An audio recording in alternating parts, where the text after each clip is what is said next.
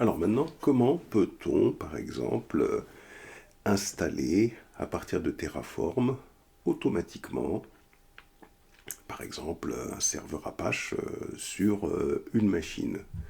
Alors, comment on peut faire ça? On va revenir sur le Cloud Shell, ici, hop, on va faire un clear, et là, on va faire un nano, et on va ouvrir le fichier de l'instance. On va se diriger ici au-dessus du tag, et là, on va installer un serveur Apache. Donc ici, on va faire un script d'initialisation d'un serveur Apache. Viens ici.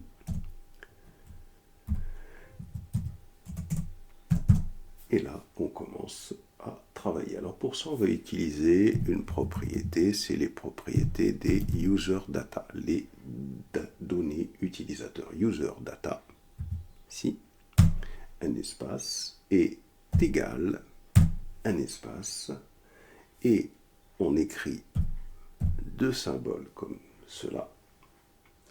Là, on écrit le symbole moins, EOF. Alors ça signifie tout simplement que le script que l'on va créer ici, il va commencer, vous voyez, je descends ici, il va commencer ici et il va s'arrêter dès que le symbole EOF aura été trouvé. Donc ici, on va commencer à travailler. Donc là, c'est un script de type bin bash, donc on va mettre le shebang, c'est-à-dire le petit symbole, hop, point d'exclamation, slash bin, slash bash. Ensuite, une fois qu'on a fait ça, ici, sudo apt, un espace, update. On n'oublie pas le -y puisqu'il ne faut surtout pas qu'il nous demande quelque chose. Un espace, sudo apt installe, un espace, -y Apache 2. Ensuite, on va avoir un sudo systemctl, un espace, start Apache 2. Ensuite, on va avoir un sudo systemctl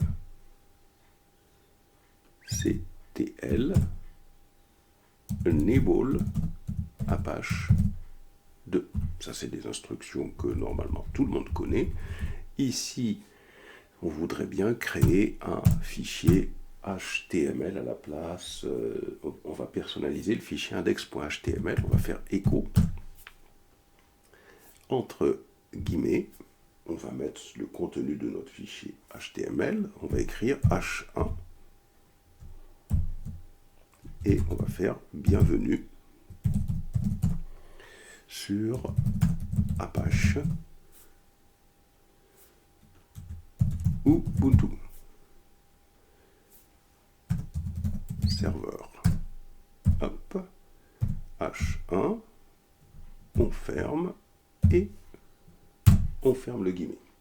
Et ça, c'est ce qu'on veut écrire. Où est-ce qu'on veut l'écrire?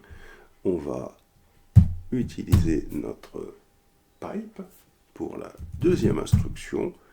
On veut écrire ça, donc sudo t dans le fichier qui est dans var slash www slash html slash index.html. Voilà. Donc, voilà notre script.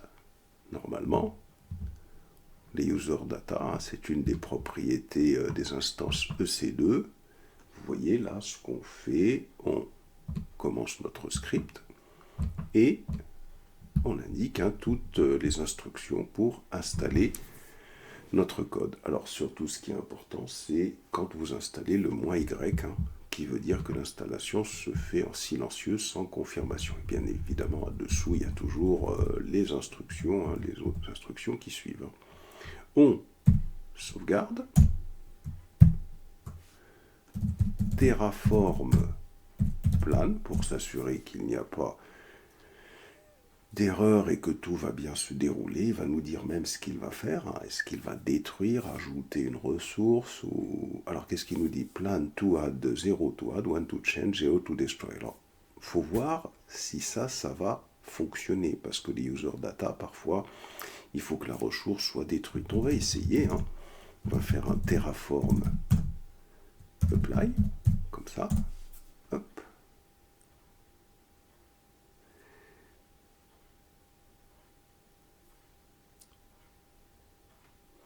On fait un yes.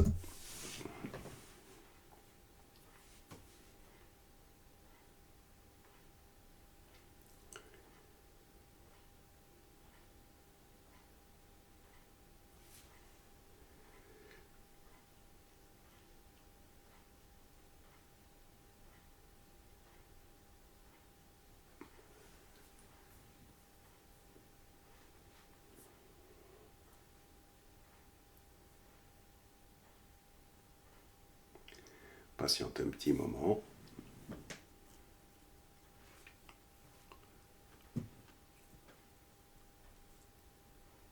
Ça prend un petit peu de temps. On voit qu'il y a des choses qui doivent s'effectuer.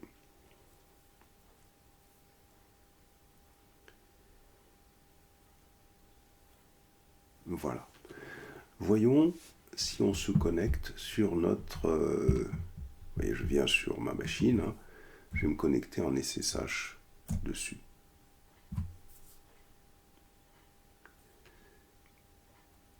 Alors donc ça veut dire que peut-être la machine n'est pas encore prête. On va faire un CTRL-C. On va revenir sur notre console ici. Descend. Alors ça je vais le fermer. Là je le ferme. Je remonte. Ici, alors il me dit qu'elle est en cours d'exécution. Ok. Alors, elle est en cours d'exécution. Là, au niveau de la sécurité, on regarde, bon, c'est bien, pas de problème. Au niveau de la sécurité, ça me passe bien. Par contre, j'arrive pas à m'y connecter. Pourquoi? Alors, donc, voyons, on essaie de s'y connecter. Je reviens donc ici. Ah, zut. Voilà. Si je fais le SSH, voilà, j'arrive pas du tout à me connecter à ma machine, donc il semble y avoir un problème. Alors, il semble, j'ai bien dit, je ne sais pas encore. Donc, on va maintenant essayer de revenir sur notre instance EC2. On clique sur l'instance ici. Et là, voici notre instance qui est en cours d'exécution, c'est ce qu'il nous dit. Par contre, il y a ici, regardez, initialisation des statuts. Il nous dit initialisation en cours. Donc, il y a peut-être un problème. Alors, voyons au niveau de la surveillance, qu'est-ce qui se passe. Ici, est-ce qu'on a un problème? Non. Alors, au niveau des statuts et des alarmes, qu'est-ce qui se passe? Rien de spécial pour l'instant. Donc, on voit que là, il y a un petit problème dans notre code. Alors, surveillance. Voyons ici au niveau de la surveillance, qu'est-ce qu'il nous dit? Là, ça ne nous donne pas grand-chose. Donc là, il faut qu'on patiente un petit moment. On va voir ce qui va se passer. Est-ce qu'il n'a peut-être pas fini l'initialisation? On attend un peu. Donc, après avoir attendu un petit moment, là, on voit que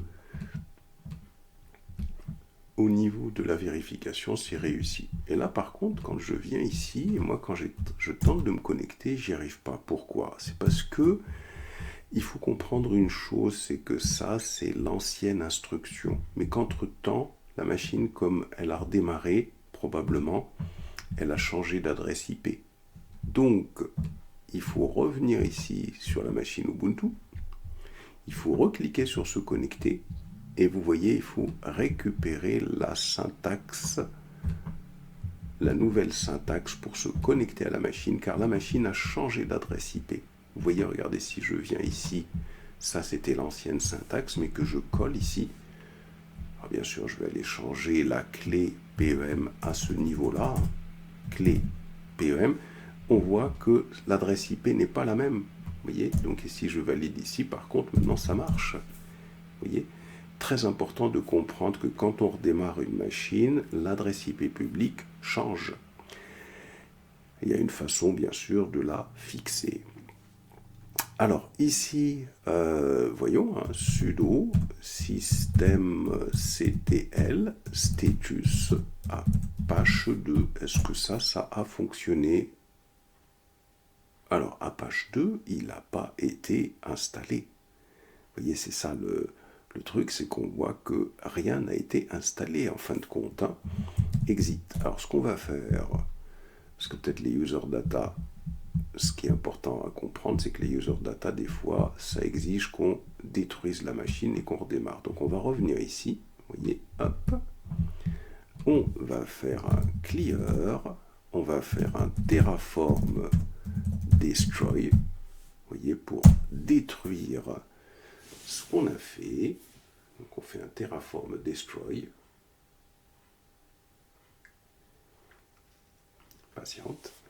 On fait un yes.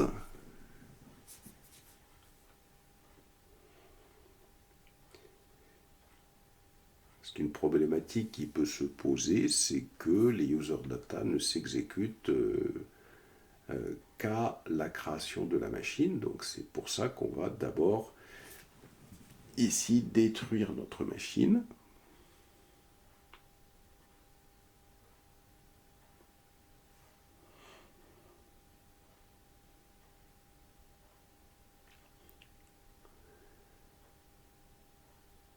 On patiente, ça détruit la machine, ça détruit normalement absolument tout, ce que l'on a créé.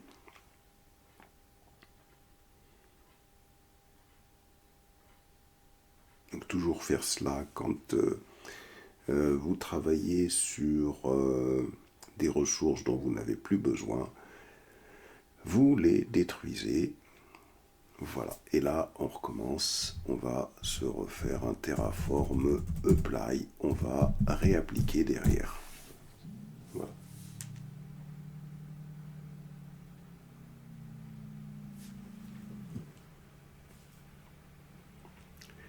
On fait un yes.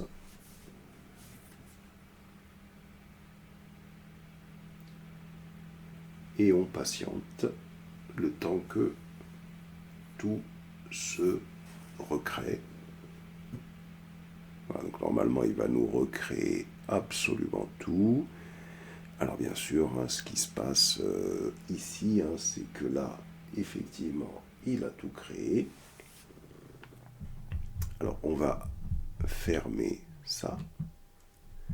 Et on va se rendre sur l'instance EC2 qui est ici en cours d'exécution. Alors là par contre, il explique ce qui se passe. J'enferme. On ferme ça. Alors, Ubuntu est résilié. Ici. Est-ce qu'il y en a une autre, voilà, donc qui est en cours d'exécution? Celle-là, c'est celle qui a été résiliée. Voilà, c'est celle qu'on a détruite. Et là, on a celle-là qui est en cours d'initialisation. Initialisation en cours ici. Voilà, c'est ce qu'on voit ici. Et là, il va falloir patienter un peu, le temps que ça soit complètement initialisé. Alors là, une fois que c'est terminé, allons voir l'instance en cours d'exécution, Ubuntu. Elle est bien en cours d'exécution. T2 micro, vérification réussie. Donc ça a l'air de fonctionner. On clique sur se connecter. Client SSH, on récupère cette syntaxe. On vient sur notre machine. Ici, nous on l'avait appelé clé PEM. On valide. On est connecté. Alors sudo systemctl status Apache 2. Ça a l'air de marcher. Est-ce qu'on se connecte bien à la machine? Hop, instance en cours d'exécution. Là, je récupère juste cette adresse IP. CTRL-C et j'écris http et je colle. Et je valide et voilà, le serveur Ubuntu a bien été, Apache 2 a été installé.